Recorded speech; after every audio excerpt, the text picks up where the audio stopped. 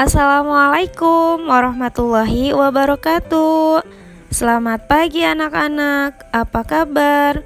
Semoga kalian sehat selalu. Hari ini kita akan belajar tematik 4H, subtema 3, pembelajaran 1 dan 2. Sebelum kita mulai belajar, marilah kita berdoa terlebih dahulu. Berdoa dimulai.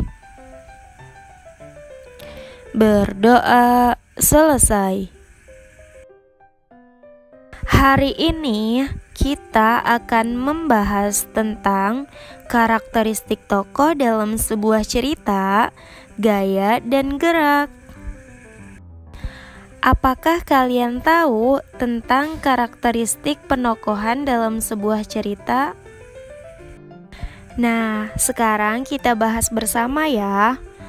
Penokohan biasanya di dalam suatu cerita fiksi terdapat tokoh cerita atau pelaku cerita.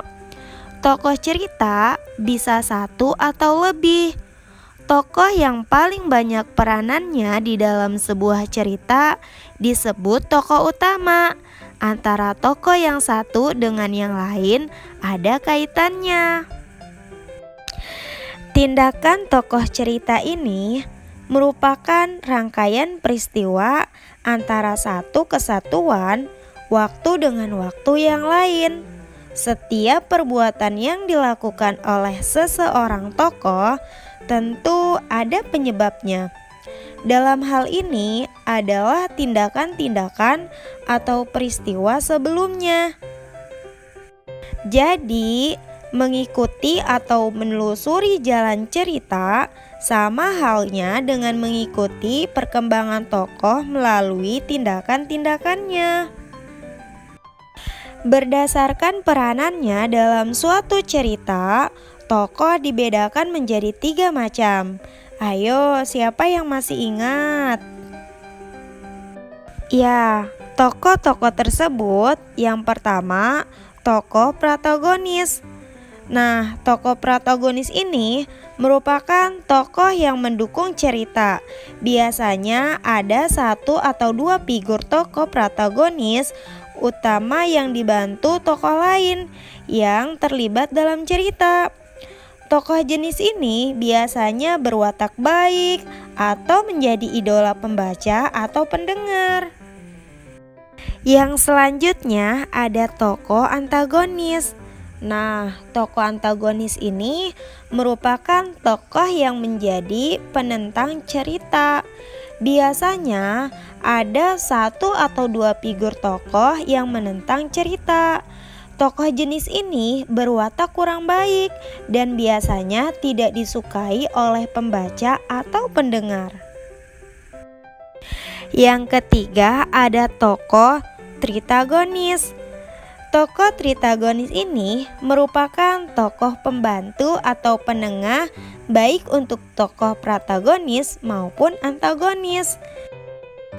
Kira-kira bagaimana ya cara menentukan sifat-sifat tokoh cerita? Ya, sebenarnya tidak terlalu sulit. Namun, kita memerlukan kejelian dalam menemukan sifat-sifat tokoh tersebut. Sifat-sifat tokoh diungkapkan dalam kata sifat.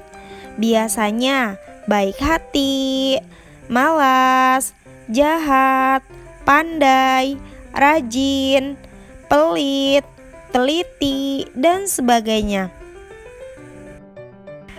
Sifat-sifat tersebut dapat diungkapkan langsung oleh penulis atau melalui perkataan tokoh-tokoh lain. Bila kita tidak menemukannya, sifat tokoh tersebut, sifat dapat ditentukan dari tindakan-tindakan tokoh tersebut. Untuk memahaminya, kalian bisa membaca cerita di buku kalian tentang asal mula rumah siput dan Aji Saka. Selanjutnya, kita akan membahas tentang gaya dan gerak. Gaya dan gerak dapat dibedakan menjadi 2.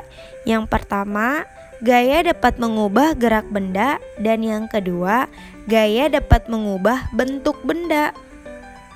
Sebelum kita membahas perbedaannya, sekarang kita bahas tentang pengertiannya dulu ya. Gaya merupakan dorongan atau tarikan yang menyebabkan benda bergerak. Bahwa jika kita menarik atau mendorong benda hingga bergerak, kita telah memberikan gaya terhadap benda tersebut. Jadi, gaya adalah dorongan atau tarikan. Sedangkan gerak adalah perpindahan tempat, perubahan percepatan suatu benda karena adanya gaya. Jadi, perbedaan gaya dan gerak, gaya dapat menyebabkan terjadinya gerakan, sedangkan gerak disebabkan oleh adanya gaya. Contoh, gaya dapat mengubah gerak benda. Ketika kamu sedang mengendarai sepeda, kamu dapat memperlambat dan menghentikan laju sepeda dengan menarik rem. Rem sepeda memberikan gaya gesek pada roda sepeda, sehingga roda sepeda berhenti berputar. Selanjutnya, gaya dapat mengubah bentuk benda. Contohnya, dorongan dan tarikan tangan pengrajin tanah liat ketika membuat gerabah. Tanah liat yang awalnya berbentuk gumpalan kemudian ditekan-tekan sehingga membentuk benda tertentu seperti kendi, gentong, dan pot bunga. Alhamdulillahirabbil alamin. Pembahasan hari ini sudah selesai ya. Kalian bisa mengerjakan tugas kalian di rumah masing-masing. Ada 2 tugas ya. Tugas yang pertama, kalian bisa memperhatikan gambar di buku kalian masing-masing. Kemudian kalian isi di tabel halaman. Selanjutnya, tugas yang kedua, kalian siapkan alat dan bahan untuk pembelajaran di waktu yang akan datang. Pada halaman. Cukup sekian dulu ya. Terima kasih. Wassalamualaikum warahmatullahi wabarakatuh. Semoga bermanfaat.